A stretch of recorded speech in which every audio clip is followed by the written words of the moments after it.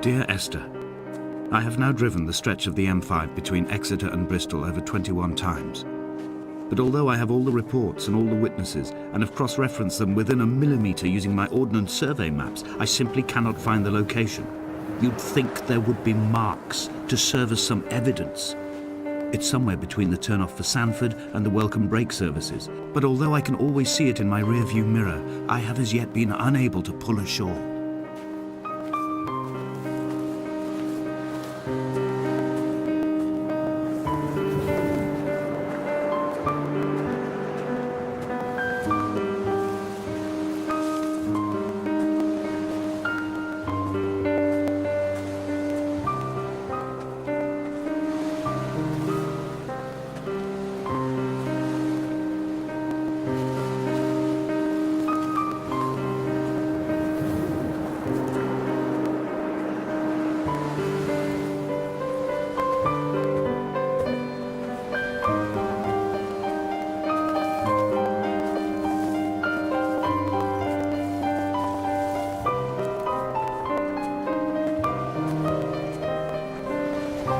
An imagined answer phone message.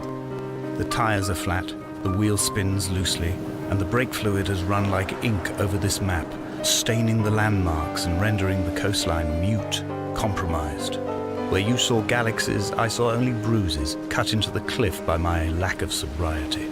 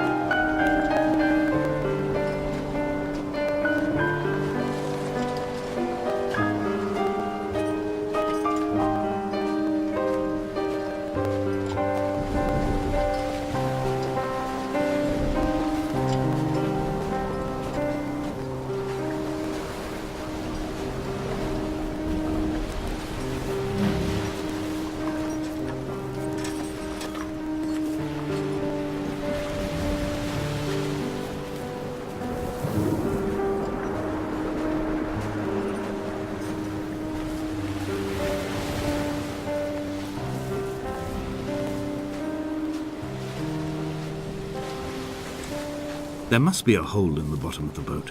How else could new hermits have arrived?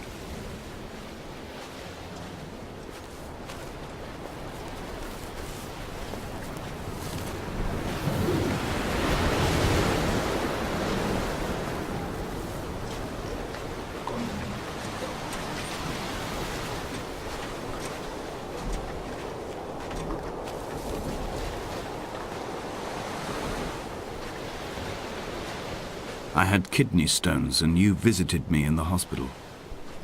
After the operation, when I was still half submerged in anesthetic, your outline and your speech both blurred. Now my stones have grown into an island and made their escape, and you have been rendered opaque by the car of a drunk.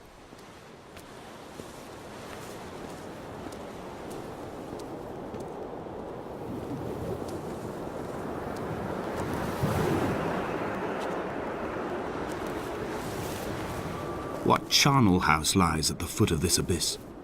How many dead shepherds could fill this hole?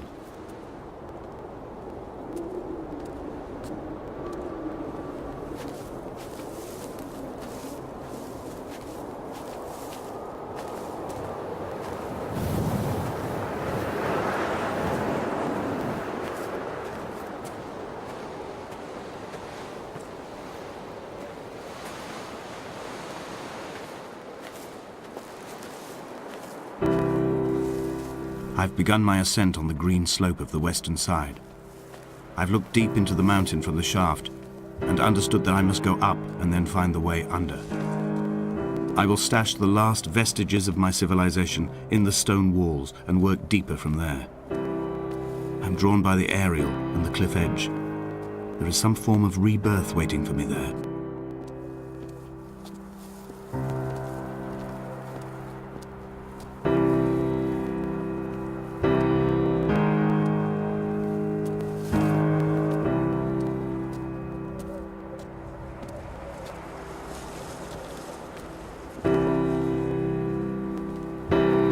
bothy was constructed originally in the early 1700s. By then, shepherding had formalized into a career. The first habitual shepherd was a man called Jakobson, from a lineage of migratory Scandinavians. He was not considered a man of breeding by the mainlanders. He came here every summer whilst building the bothy, hoping eventually that becoming a man of property would secure him a wife and a lineage. Donnelly records that it did not work. He caught some disease from his malcontented goats and died 2 years after completing it. There was no one to carve white lines into the cliff for him either.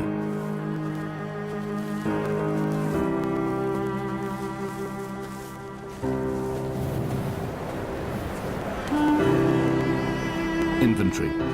A trestle table we spread wallpaper on in our first home. A folding chair. I laughed at you for bringing camping in the lakes. I was uncomfortable later and you laughed then. This diary, the bed with the broken springs. Once asleep you have to remember not to dream. A change of clothes. Donnelly's book, stolen from Edinburgh Library on the way here.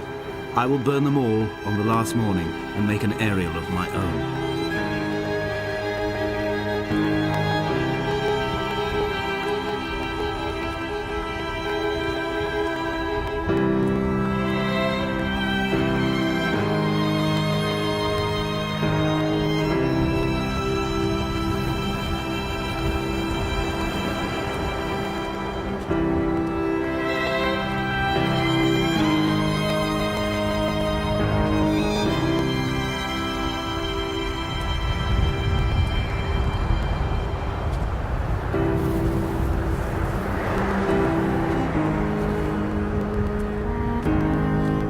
Jakobson's ribcage, they told Donnelly, was deformed, the result of some birth defect or perhaps a traumatic injury as a child.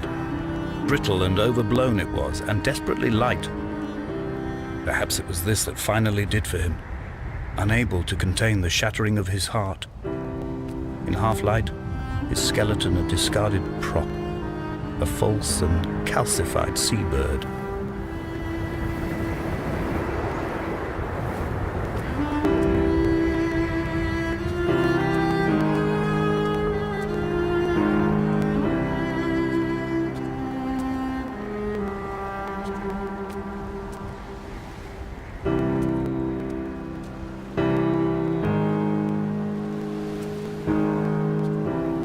They found Jakobson in early spring. The thaw had only just come.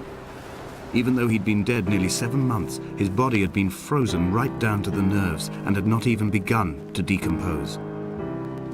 All around him, small flowers were reaching for the weak sun. The goats had adjusted happily to life without a shepherd and were grazing freely about the valley. Donnelly reports they hurled the body in fear and disgust down the shaft, but I cannot corroborate this story.